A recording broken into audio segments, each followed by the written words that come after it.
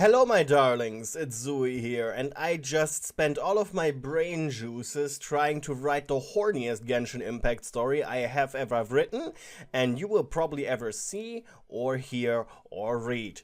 So, yeah, I probably wasted my time, considering this isn't a BOKU story, but in return what you could do is advertise my videos to other people so they actually give this video a shot.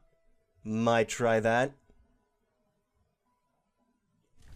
Anyways, if you want to help me out outside of, advertising my channel for me, which I would greatly appreciate, by the way, you can watch the video until the end, like or dislike, and comment something down below. If you watch this video during the live stream and you're in the chat right now, please remember to comment something down below. This way you help me with the YouTube algorithm and enhance my standing in said algorithm, so more people get my videos recommended to them. Lastly, I would appreciate actually getting some fan art, because fan art always helps in spreading the word of a YouTube channel.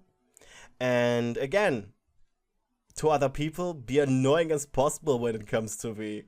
I would find that incredibly funny. Alright, let's get right into the show. The Dawn Winery, a name everyone in Teyvat knew for its fantastic alcohol. It was run by the elusive Diluc, a serious and determined man who, despite his dealings with the Knights of Favonius, the honorary knight, and knightly duties, still somehow managed to visit his home on occasion. He had employed a fleet of servants and maids to keep the place afloat. It was almost like a village where everyone was there to serve one master. You were one of his maids. More specifically, you were his personal handmaid. It was your job to keep the place clean, to test the wine, and to manage the people working under him. Furthermore, you seemed to be the only one he spoke to directly and wished to be around. It filled you with pride, knowing you were doing something right, and knowing you were the one pleasing him. You were wandering through the winery's damp and cold cellar, counting the barrels, occasionally using your testing flask to check the wine's smell, taste, and consistency. By now you had built up quite the resistance to alcohol, and could finish your quality testing without even getting tipsy. You round a corner, and just then your candle fizzled out. You gulped. The dark was your great weakness. You whimpered quietly, looking for your pyrovision. The gemstone only recently had appeared in your palm, and you had no idea what you were capable of, so you just used it as a lighter. Just when the first sparks began to fly, however, you heard a noise. Is she gone?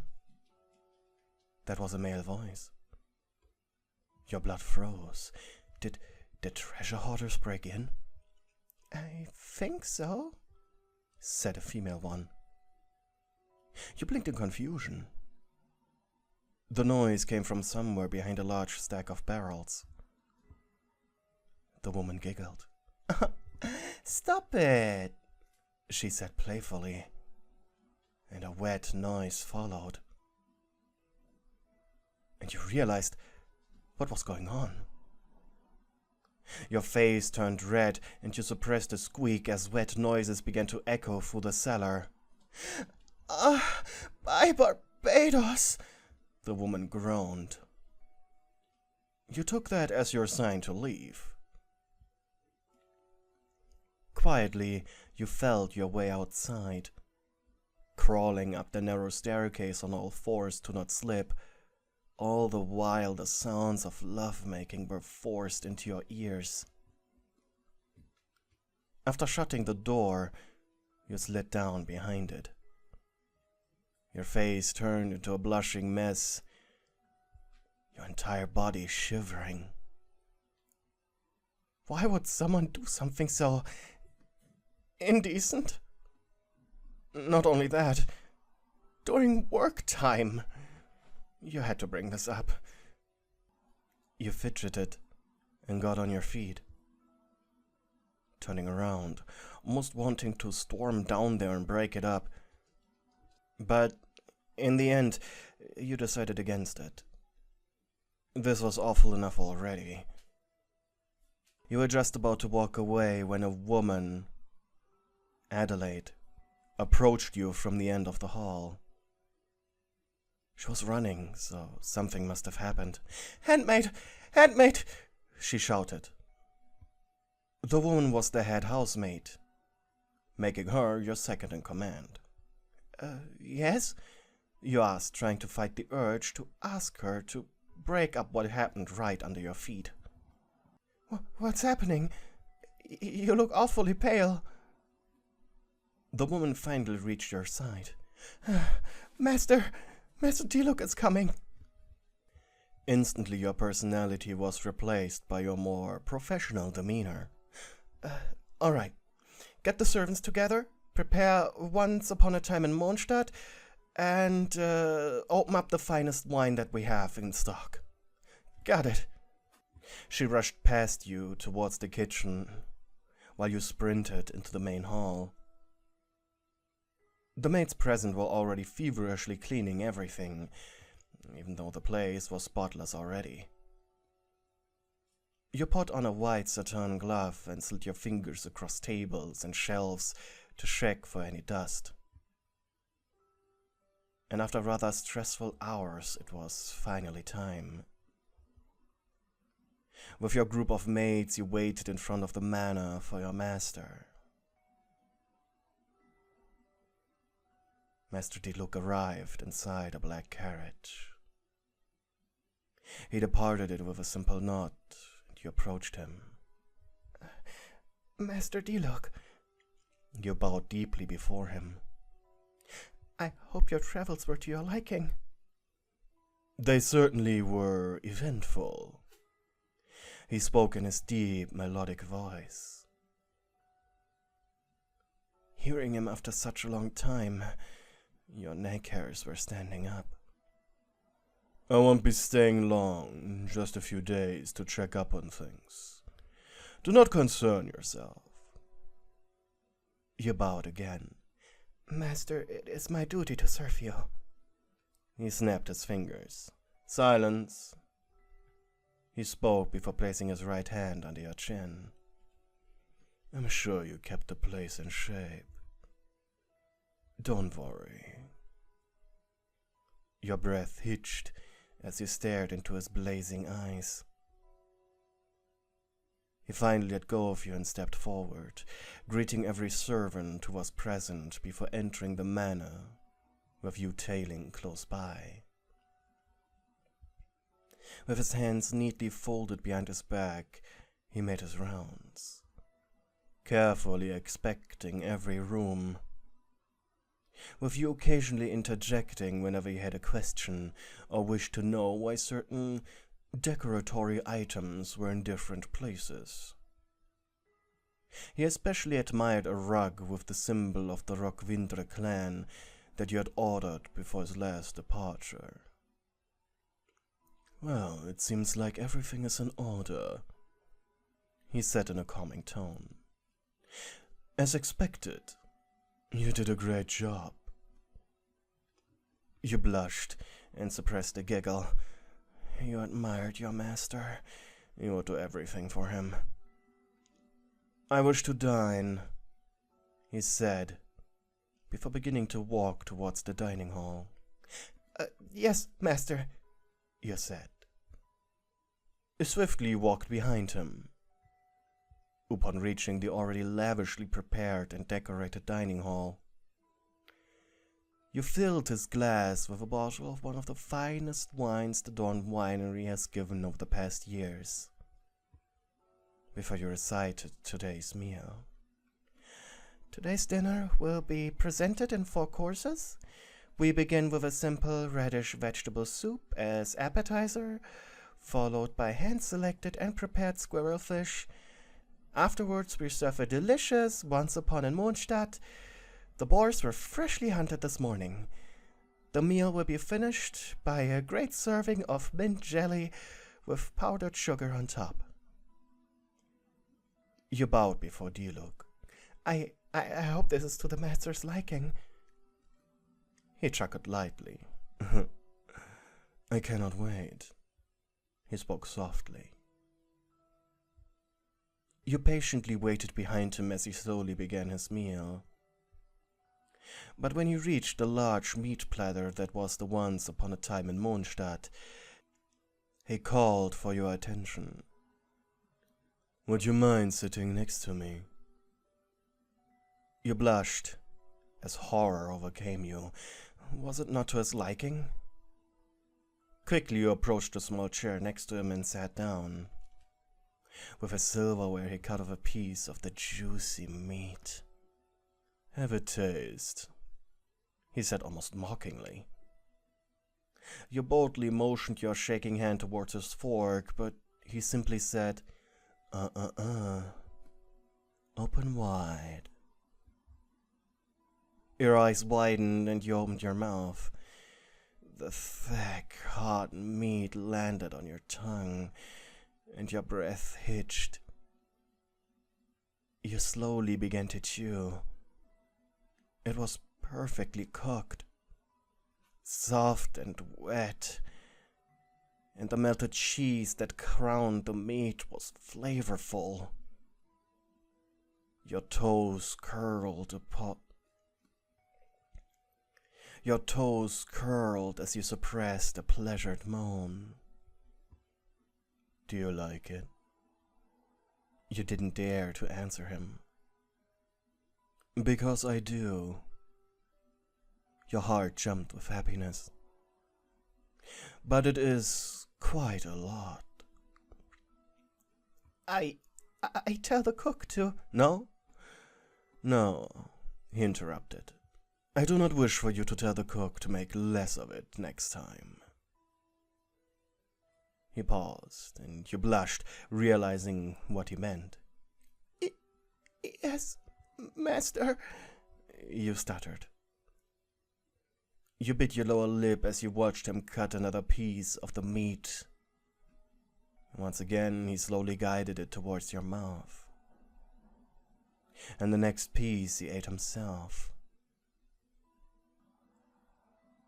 By the time you reached the dessert, you were a sweating and blushing mess.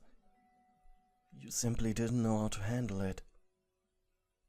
Diluc did like to tease you, but this time you felt as if he was overstepping his boundaries. But what made it worse was the fact that you absolutely loved it.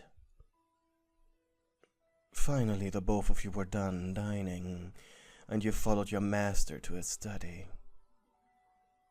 They sat down behind his desk and went over the notes you and the other servants had made over the past weeks. The further he went down the list, the brighter his face seemed to become. Hiring you was the greatest idea I ever made. You heavily blushed at the compliment, but maybe you were just going crazy. You could have sworn for a split second his eyes had blitzed to catch a glimpse of your reaction. Are there any complaints you have? He finally asked after placing down the papers. Your lips quivered. Yes, master, you stuttered. He patiently folded his hands under his chin. Just this morning, you said as you braced yourself. I overheard inappropriate behavior between 2 workers.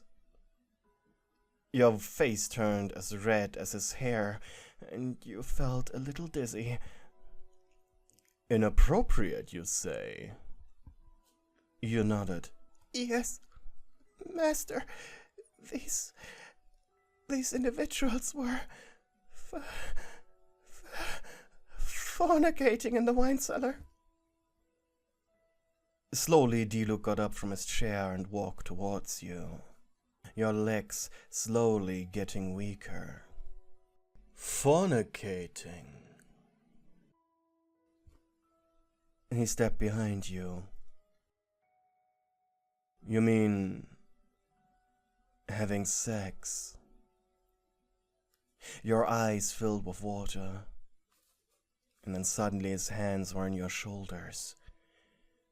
With his thumbs, he slowly massaged into your stiff muscles, and you squeaked.